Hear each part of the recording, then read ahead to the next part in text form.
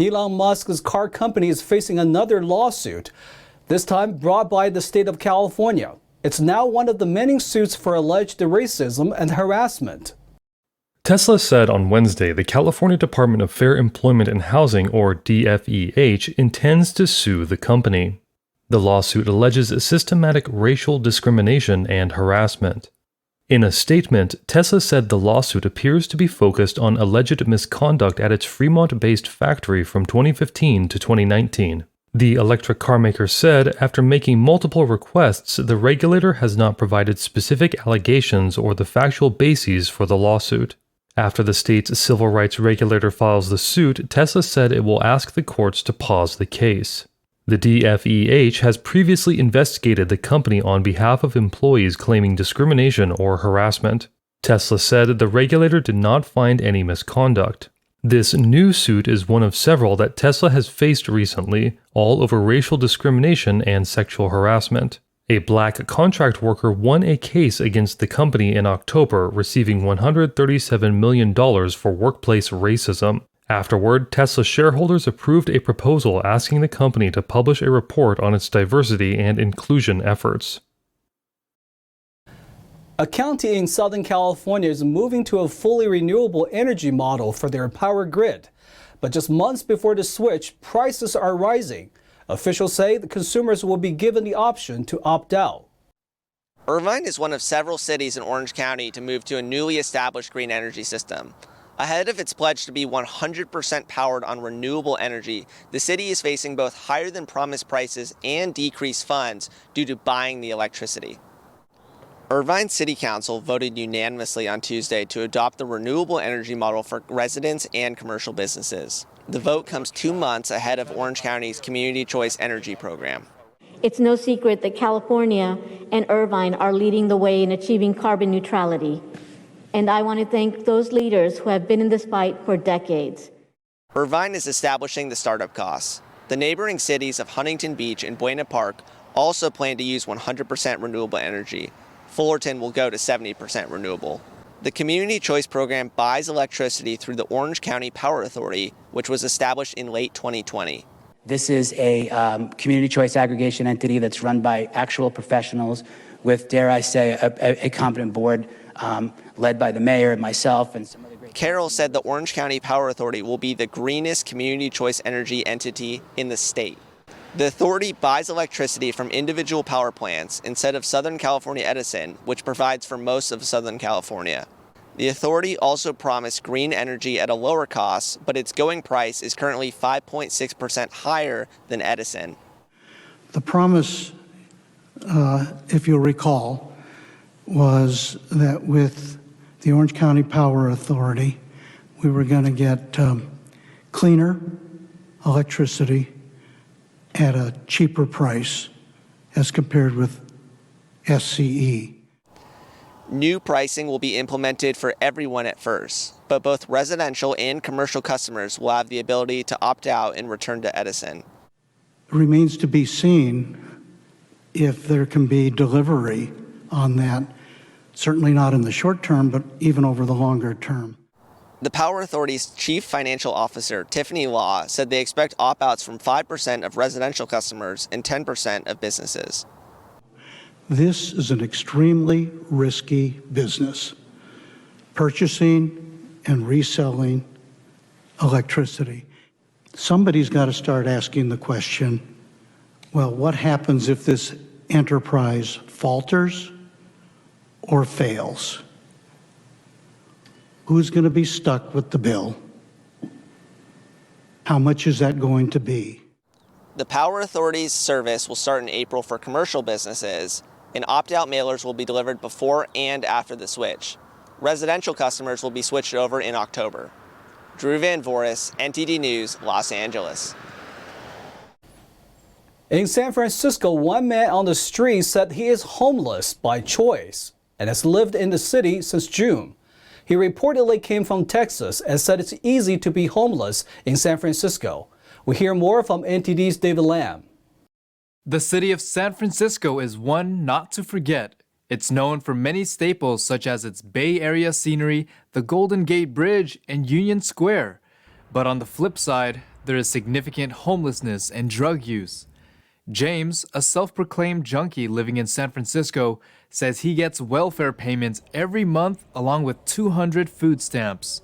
He says it's easy to be homeless in the city in an interview with Michael Schellenberger, author of San Francisco, a book about homelessness, drugs, and crime in the city.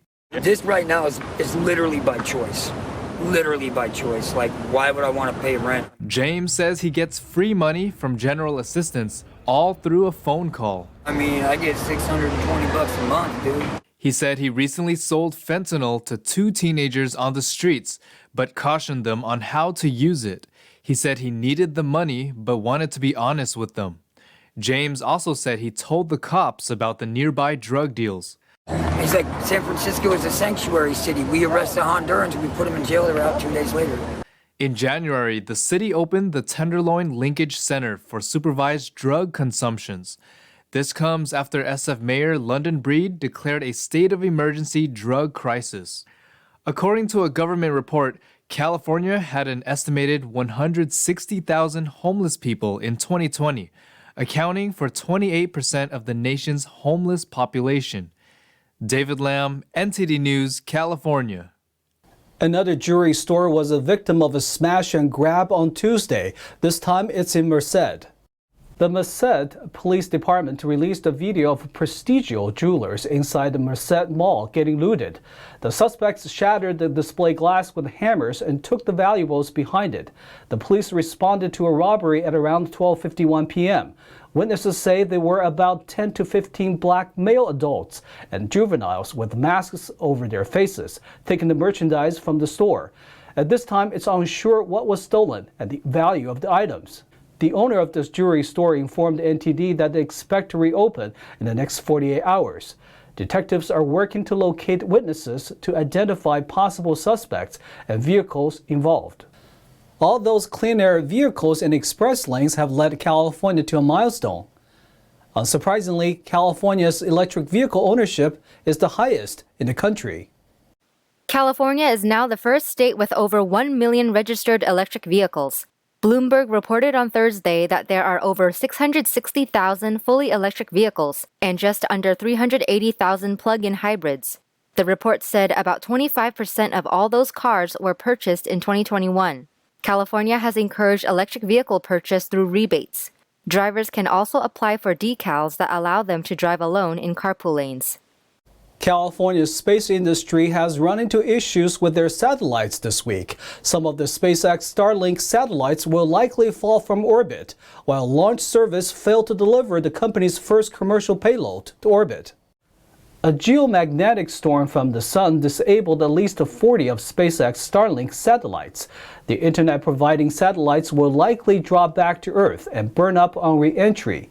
SpaceX said they were aware of the solar storm but went ahead with deploying the 49 satellites. The sun's burst of radiation hit the satellites on February 4th. Meanwhile, California-based launch service Astra Space's commercial delivery failed to make into orbit. It was the company's first attempt at orbital delivery. The mission was announced a failure about 14 minutes after launch. The rocket was carrying CubeSats for NASA. Astra Space said they will publicize more information after data review. Farmers are filling their flooded fields with the fresh salmon. As fishy as it may sound, the experiment, a decade in making, is aiming to restore endangered fish populations and benefit the farmers.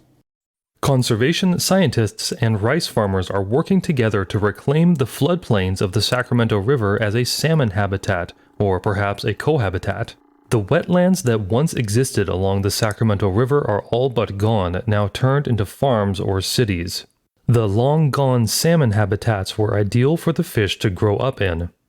Yeah, so if you were to go back in time and just look at this landscape 300, 500 years ago, this would all be a giant floodplain. A lot of that habitat's gone now, but we have 500,000 acres of this stuff, California rice. Now, in an attempt to sidestep water and wildlife regulations, rice farmers are hoping that raising a healthy salmon population will allow them to keep their fields submerged. This month of the year, there's nothing going on here. We can't really work the ground. So it doesn't really help us, but it doesn't hurt us at all either. I think it helps the fish population. So, we feel like if we can help with that, we don't mind doing it. Combining salmon and rice came after the discovery that decomposing rice straw makes for top-tier fish food, which biologists call zoop soup. So if you were to just scoop up the water, you'll see these little bugs swimming around in the water. Those are zooplankton, and they grow naturally off of the rice straw in these habitats. And those zooplankton are like the filet mignon of Chinook salmon. The fish fatten up on zoop soup made of zooplankton, then journey westward under the Golden Gate Bridge and out to sea. My favorite part is definitely tracking the migration. Seeing their data points show up on the receivers after we release them is very exciting to track where they went. After several years in the ocean, they come back to their breeding grounds. It's really important for us to try to do what we can do for salmon in the valley. They are struggling. They historically used this very bypass here that is now ag lands. And results seem good so far. Carson Jeffries, a researcher for the UC Davis Center for Watershed Sciences, said juvenile salmon feeding in the fields grow 2 to 5 times faster than those in rivers. This winter marks the first time that the experiment is being done on a large scale in rice paddies. Conservationists hope to replicate the method on other rice farms for years to come.